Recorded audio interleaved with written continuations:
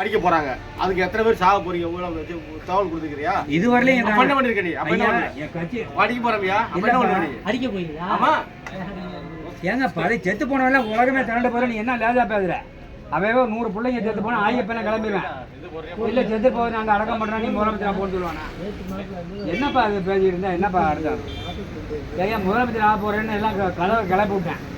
எல்லாம் வந்து ஓட்டு போட்டேன் போறேன். ஐயா எங்க அண்ணன் மாமே எனக்கு மச்சினங்கிறேன் விஜய. அவன் என்ன ஆளுங்களா என்னமா தெரியல.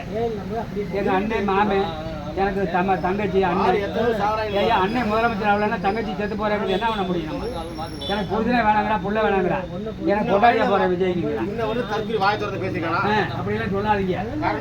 புரிஞ்ச பிள்ளை ஒன்னரு இது வாரியா ஒன்னரு எனக்கு புரிஞ்ச வேணா பிள்ளை வேணா எங்க அண்ணன் கூட போய் கொண்டாட்டியா இருக்காங்கிறா. அது மாதிரி சொல்லாதீங்க. நமக்கு வந்து தமிழ்நாட்டுக்கு அது அர்த்தம் இல்ல. வந்தா போயிருக்கேன் எத்தனை பொம்பளை வாங்க வாங்க இது ஒரு முதலமைச்சரா சொல்ல மாட்டியா? எனக்கு 10வது பொண்டாட்டி வாங்குறியா சொல்லுவேன். இவ்வளவு வரேங்கிறாங்க. சரி எனக்கு டைம் ஆச்சு எடுங்க. இப்ப நாங்க என்னமா தூக்கி தலையில வந்து விடுற மாதிரி என்ன நீங்களா கையில வச்சுட்டாரு எடுங்க எடுங்கன்னா நாங்க என்னத்தை போய் எடுக்க முடியும்? நீங்க அதுல உட்காந்து எடுங்க. எந்திரிச்சு கிளம்ப வேண்டியது. இது எடுக்கலன்னு சொன்னீங்க இப்போ எடுத்துக்கிட்டு இருக்கீங்க. இதை எடுக்க முடியாம விட்டாங்க விளக்கு போட முடியாட்டாங்க. ஒரு ராணுவ கோர்ட்டு ஹைகோர்ட் உத்தரவு நீ செத்து போறவனுக்கு ஏதாவது உனக்கு பாதுகாப்பு கொடுப்பேன். கொழுப்புல செத்து யாருக்கு இப்ப என்ன பாப்பா ஆறு உனி வேலைக்கு கூப்பிடுறானா? அதே நமக்கு சம்பளமா வேலைக்கு தெரியாம நடந்தா பரவாயில்ல. தெரியாம நடந்தா பரவாயில்ல. இதுல குழந்தைங்க ஓட்டு போடுறவங்க மட்டும் ஓட்டு இல்லாதவங்க இன்ன வரையும் சொல்லலை. கொண்டாட்டியா வர்ற பொம்பளைங்களையும் ஆமா இது மாதிரிலாம் பேசாதே. தமிழ்நாட்டுக்கு அழகல்ல. உங்க பிள்ளைகளை பாருங்க புரிதனை பாருங்க. நாட்டை கேவலப்படுத்தாது. நானும் சொல்லுவாருன்னு பார்த்து சொல்லலை. சொல்லவே மாட்டேன். இதெல்லாம் போய் எடுக்க அதை போட்டு வச்சுன்னா அவ்வளோதான் மகஞ்சான். நான் பேசுறதுனால அவனுக்கு என்ன விஜய் அவங்க தலைவரை முதலமைச்சர் பற்றி தப்பா பேசுறாரு. எங்கள் அப்பான்ட்டு காதெல்லாம் ஒன்றும் கிடையாது போடுறேன். ஜாதி கட்டம்னா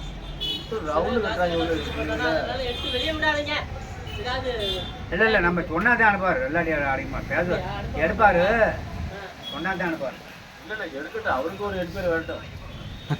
இல்லை நிறைய போயிருக்குங்க. இல்லை எடுப்பேர் அவருக்கு உள்ளதுதானே. அது உள்ளதுதானே சொல்கிறேன். நீதிபதி சொல்றது தான் நம்ம சொல்றோம். நம்ம என்ன புதுசா ஒன்றும் பேசல. அவர் தான் சொல்லியிருக்காரு.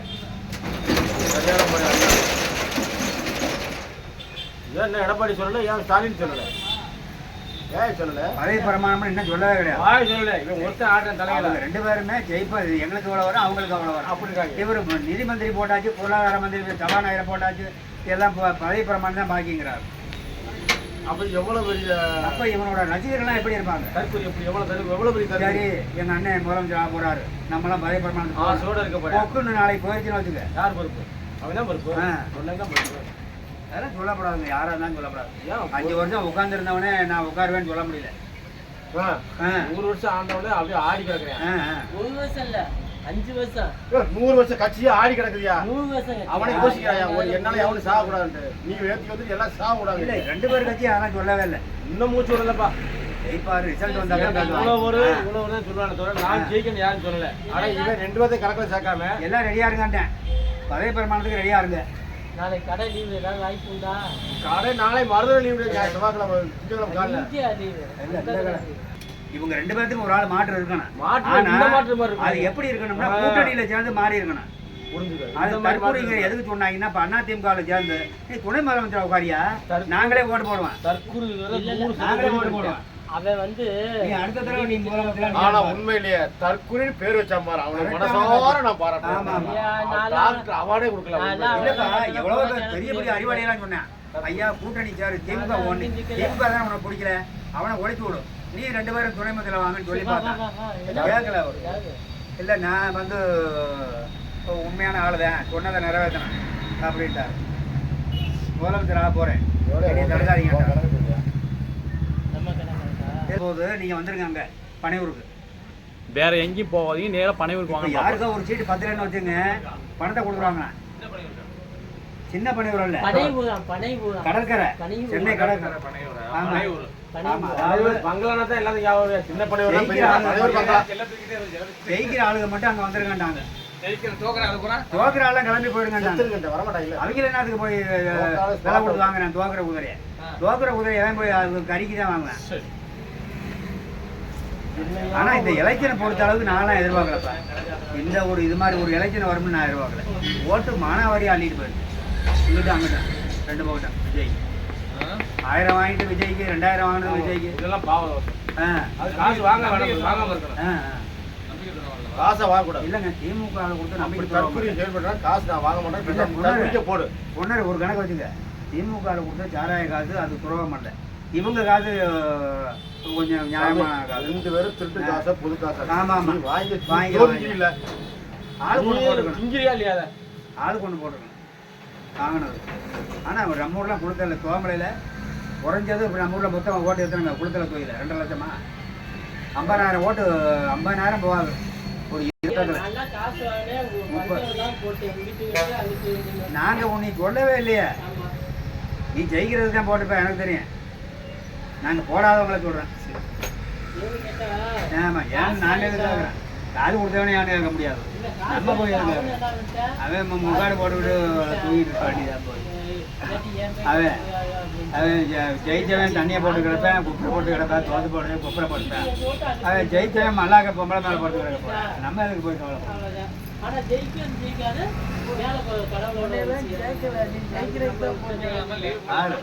இல்ல அவன் ஜெயிக்கிறதா போற அது போடுங்க. அவங்க பஸ்ல போக கூட சூசைட் பண்ணிக்குவாங்க. இல்லங்க, ஒரு நீதிபதி உங்களையும் கொஞ்சம் சொல்லுவாங்க. இல்ல தம்பி, அதாவது ஒரு முதலமைச்சர் ஆக போறாரு, அண்ணன் மாமன் தங்கச்சி அப்படின்னு கற்பனை வளர்த்துட்டாங்க. இது எங்க கொண்டு விட போகுது தெரியலங்க.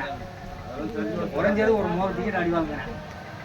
என்ன பண்ண முடியும்? கரூர் மாதிரி கொண்டு தூக்கி அடக்கம் பண்ண வேண்டியது. அப்புறம் என்ன பண்ணுறது? பூ முட்டையை போய் அப்புறம் என்ன பண்ணுறது? நல்ல முட்டையா இருந்தா அவன் மேல கேஸை போட்டு தள்ளி வேண்டியதா உள்ள. ஏங்க, நல்ல அறிவாளியா இருந்தா வைத்தியம் பார்க்கலாம். அவன் திருக்கடை போய் வச்சுக்கிட்டு அவனுக்கு ஆஸ்பத்திரியில் வைத்தியம் பண்ணி அதே அடக்கம் பண்ணிட்டு கரூர் மாதிரி கொண்டு தூக்கிட்டு போட்டு அப்புறம் என்ன பண்ணுறது? ஒண்ணுமில்லாத இருக்கிற படத்தை வீட்டுல பங்களா வச்சு படத்தை கட்டிட்டு திருக்கடை வைத்தியம் பண்ணிட்டு ஊரோட இருக்குங்க. கஞ்சி குடிக்கிறதா என்ன? இந்த பழையல் பங்களா தான் பாக்கி இருக்குது. அதே பஸ்ல தர போறானா? அதை விட்டுவிட்டு ஒரு 100 ரூபாய்க்கு படத்தை கொடுத்து வீட்டை எலெக்ஷனுக்கு சேர்த்து போனால் தர மாட்டேன். இப்போ அது அவங்க பிரச்சாரத்துக்கு வரவும் கொடுத்தேன். எலெக்ஷன் சேர்த்து போனால் 10 ரூபா தர மாட்டேன். இப்போ தானா சேர்த்தா நீ பண்ணிக்கிறான்ற. ஆமா ஆமா. இப்போ நீ தானே எனக்கு தெரியாதப்பா. அது தெரியாது. நான் சம்மந்தம் இல்லை. நான் ஜெயிப்பேன் இருந்தேன், நீ தோத்துட்டா. அதுக்கு நாங்கள் என்ன? நீ போய் கற்பனை பண்ணிட்டு தான் நான் என்ன பண்ண முடியும்? கூட்ட நெரிசல்ல கூட ஏன் மேலே கேஸ் வீட்டில் செத்தா நாம இருப்பா முடியுமா? செக் பண்ணுங்க முதல்ல. நாங்கள் எதில் செத்தாலும் செக் பண்ணுவேன். யார் இவங்க செத்தானா? இதுக்கு கவர்மெண்ட் தான் பொறுப்பு பண்ணுவாங்க. அது எதுனா நீங்க செக் பண்ணி பார்த்துட்டு போங்க. சூசைட் பண்ணா அதுக்கு எழுதி வச்சா பொறுப்பு. இவன் பொறுப்பு. இவரு ஆவல அவரே சொல்லிருக்க நம்ம ரெக்கார்ட் இருக்குது. இல்லங்க, ஒவ்வொருத்தரும் எழுதி வச்சிருவாங்க. வெளியில பண்ணிடலாம். ஐயா, எங்க அண்ணன் முதலமைச்சர் ஆவல, எனக்கு வருத்தத்துல நான் இது மாதிரி பண்ணிக்கிறேன்னு எழுதி அனுப்பிச்சிருவாங்க. அதுக்கு அவர் தான் பொறுப்பு. சாகர எல்லாரும் பேட்டி கொடுத்தா அது அவன் பொறுப்பு. பேட்டி கொடுத்தா பேட்டி கொடுத்தா அவர் தான் பொறுப்பு. அதுல மாற்றம். பேட்டி கொடுத்தா சாவேன். இவர் தான் பதில் சொல்லுவாங்க. ஏன்னா குடும்பம் தேவையில்லை. எனக்கு யாரா இருந்தாலும் பதில் சொல்லுங்க. ஆமா ஆமா, அறிவு இல்லாதவனை போய் அப்புறம் என்ன? இது இப்ப ராணுவத்துக்காக உயிரிழந்தீங்கன்னா அது ஒரு 50 ரூபா போட்டு வைத்தியம் பார்க்கலாம். நீ போய் எலெக்ஷன்னா திருடருக்கு போறாங்கன்னு உலகமே தெரிஞ்சு போச்சு. திருட்டுக்கு தான் எலெக்ஷன் போறேன், எலெக்ஷன்ல போய் சம்பாதிக்க போறாங்கன்னு தெரிஞ்சு போச்சு. அதுக்கு என்னத்துக்கு போய் சாகுறேன்னு நான் கேட்குறேன். உண்மையிலேயே இது மாதிரி ஒரு அதான் இது மாதிரி ஒரு கட்சியை நான் பார்த்ததே வேற மாதிரி ஒரு பிளானிங் தான் பண்ணி இருப்பாங்களா? எல்லாம் 100க்கு 120% அதெல்லாம் பண்ண முடியாது. அதெல்லாம் வாய்ப்பே கிடையாது. இந்த அளவுக்கு நம்பிக்கை வரக்கூடாது. ஏன்னா கற்பனை வளர்த்துக்கிறதுக்கு என்னங்க இருக்குது? நீ மட்டும் வளர்த்துக்கலாம், ஊரை தேடி வச்சு விசேஷம் பண்ணக்கூடாது. அதோட சேர்ந்து ஆளுகளாம் அப்படித்தான் இருப்பேன். ஏங்க, நான் ஆசைப்படலாங்க, ஊரே உட்கார வச்சு நான் பெருமையா பேசக்கூடாதுல்ல. இப்போ சீமான் இருக்காரு, அவரோட ரசிகர்கள் கட்சியில் இருக்கவங்க அவர் சொல்றத உட்காருனா உட்காருனா எந்திரிப்பாங்க. அதே மாதிரி இவங்க ஒரு குரூப் அவ்வளோதான். திமுக அதிமுக அவங்க இங்கிட்டும் போடுவாங்க அங்கிட்டும் போடுவாங்க. இது அந்த கட்சியில் சேராதது. அது அந்த மாதிரி அது வந்து நம்ம இவரை வந்து அரசியல் கட்சியாக தான் இது, அதாவது நடிகராக தான் பார்த்துக்கிட்டு இருக்காங்க விஜய். இன்னும் அரசியல் முதலமைச்சராக ஜனங்க பார்க்கல, ரசிகர்களாக பார்த்துக்கிட்டு இருக்காங்க. ஓட்டு போட்ட வந்து பெரியவங்க இவரை முதலமைச்சராகவே பார்க்கல. ஜெயிச்சா தான் இவரை பார்ப்பாங்க. ஏங்க, எம்ஜிஆர்னா தரையில் நடந்து வந்தாங்க. அதெல்லாம் நீ போய் நீ கீழே இறங்காமே வண்டியில் நின்று பேசிக்கிட்டு இருந்தாக்க அது நான் எம்ஜிஆர் ஆக போறேன், எம்ஜிஆர் தொப்பியை வச்சுக்கிட்டேன் எம்ஜிஆர் ஆக முடியுமா? 3 நாள் கழிச்சு எம்ஜிஆர் ஆக ஒரு யார்? ஆமா ஆமா, எப்படி பேசலாம்? நான் வந்தா நல்லது செய்யறேன். நீ யாரையுமே குறை சொல்லாத. நான் வந்தா செய்கிறேன் அது மாதிரி சொல்லி பழகும். அது சொல்லு. 2 பேருமே வந்து நான் அவங்க எனக்கு போட்டி, அவங்க தான் இவங்க தான் போட்டி அப்படின்னா அதெல்லாம் தவறான ஒருத்தர் பேசப்படாது. இல்லை ஒரு ஆளுங்கட்சியில் இருக்காங்கன்னா அவங்க சொன்னவனுக்கு அவார்டு கொடுக்கணும் ஐயா. ஆமாம் ஆமாம். யார் ஆரம்பிச்சு சீமான் ஆரம்பிச்சதா யார் ஆரம்பிச்சு எனக்கு தெரியல. தெரியல அவார்டே கொடுக்கலாம் அவனுக்கு. தற்கொலை அவனாத்தான் சொல்லி சீமானா தெரியும். இந்த துணிச்சல் அவனுக்கு அது பெரிய லெவலில் போயிருக்குங்க. அது உலகம் முழுக்க தற்கொலைங்கிற பேர் ரெக்கார்ட் ஆகி போச்சு. ஆமாம் ஆமாம். அது ஆச்சரிய குருவின்னு கூட சொன்னாங்க. நாங்கள் தற்கொலை கிடையாது. அந்த மீட்டிங்கில் ஆச்சரிய அந்த இதில் பேசுவாங்க வட்ட மேஜரில் நாங்கள் தற்கொலை கிடையாது ஆச்சரிய குருவி. இப்போ தற்கொலைன்னு சொன்னது விஜய் தான், சீமான் தான். அவனுக்கு அவார்டே கொடுக்கணும். அவனுக்கு கொட்டை தூக்கி கொண்டு கொடு. அவார்டு கொடுக்கணும். வேற காப்பாத்திட்டேன்ல, சொன்ன பேச்சை காப்பாத்திட்டேன்ல. கொட்டை தூக்கி அவார்டு சொன்னாங்க, சொன்ன பேரை காப்பாத்திட்டேன்ல. இவ்வளோ பேர் சாவலைன்னா நம்ம இவரை பற்றி பேசுறதுக்கே வேலை இல்லை. இன்னும் சாக போறாங்க. அதான் இல்லை சொல்கிறேன். இன்னும் சாக போறேன் தெரிஞ்சுக்க. இன்னும் சாக போறேன். எத்தனை பேர் சாக போறாங்க தெரியல. எலெக்ஷன்லாம் ஏதாச்சும் ஒரு பாதிப்பு இருக்குதான் செய்யும். பெரிய பாதிப்பு இருக்கும். பாதிப்புனால ஏன்னா அவர் சொல்கிறத பார்த்தா இப்போ எலெக்ஷன் இப்போ நீதிபதி நேராக சொல்லிட்டாருங்க. அந்த குழந்தைகள் நல வாரியம் தேர்தல் கமிஷனுக்கு அவங்க மேலே ஆக்கிடுங்க. குழந்தைய ஓட்டு போட சொல்கிறாங்க. அவங்க அப்பா அம்மா ஓட்டு போடலன்னு நான் செத்து போயிடுவேன் அப்படின்னு சொல்கிறேன். பார்த்துட்டேன். நல்லா என்ன பார்த்துட்டேன்.